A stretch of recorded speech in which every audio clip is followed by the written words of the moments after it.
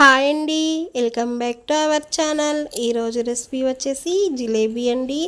కరకరలాడుతూ క్రిస్పీగా జ్యూసీగా మనం జిలేబీని చేసేద్దామా? మా వీడియో ఫస్ట్ టైం చూస్తున్నట్టయితే లైక్ చేసి షేర్ చేసి సబ్స్క్రైబ్ చేయండి. ముందుగా మనం ఒక బౌల్ తీసుకొని 1 కప్పు మైదాని వేసుకోవాలి. చిటికెడు బేకింగ్ సాల్ట్ని వేసుకుందాం. చిటికెడు ఫుడ్ కలర్ని వేసుకుందాం. 2 నుంచి 3 టేబుల్ స్పూన్ల వరకు పెరుగుని వేసుకోవాలి. పెరుగు పుల్లటి పెరుగు అయితే బాగుంటుంది. 1 టేబుల్ స్పూన్ వరకు నెయ్యిని వేసుకుందామండి. నెయ్యే వేసుకోవాలి, నూనె వేసుకోకూడదు.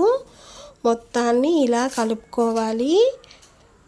కొంచెం వాటర్ పోసుకుంటూ బాగా కలపాలి. ఈ పిండి అనేది ఎంత బాగా కలిపితే జిలేబీ అనేది అంత బాగా పొంగి బాగొస్తుంది. కన్సిస్టెన్సీ అనేది ఇలా ఉండాలండి.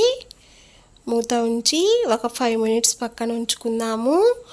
ఇప్పుడు మనం షుగర్ సిరప్ని రెడీ చేసుకుందాము. 1 కప్పు పిండికి 1.5 కప్పు షుగర్ని వేసుకొని 1/2 కప్పు వాటర్ పోసుకొని షుగర్ని బాగా మెల్ట్ అయ్యేలాగా కరిగించుకోవాలి. కొంచెం ఫుడ్ కలర్ని వేద్దాము. మొత్తాన్ని బాగా కలుపుకొని కొంచెం తీగ పాకం వచ్చేలాగా పాకాన్ని పట్టుకోవాలి. వచ్చి రానట్టుగా ఉండాలి పాకం అనేది. మూత ఉంచి పక్కన ఉంచుకుందాం.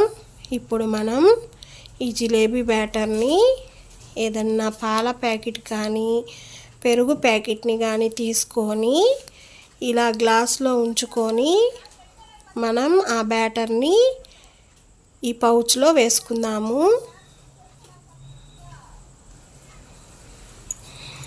మీ దగ్గర జామ్ బాటిల్ ఉన్నా దాంతో అయినా వేసుకోవచ్చు. చిన్న హోల్ పెట్టుకొని ఇలా జిలేబీలను ఒత్తుకున్నాము ఆయిల్లో. ఈ జిలేబీలను బాగా ఫ్రై చేసుకున్నాము. చూసారా, ఫ్రై అయిపోయాయి కదా.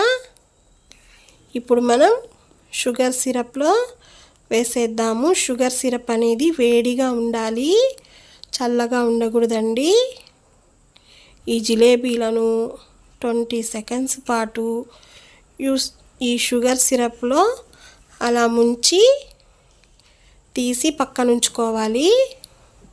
అలాగే వదిలేయకూడదండి. అలాగే వదిలేస్తే మెత్తపడిపోతాయి. ఒక ప్లేట్లో తీసి ఉంచుకుంటే కరకరలాడే జిలేబీలు రెడీ అండి.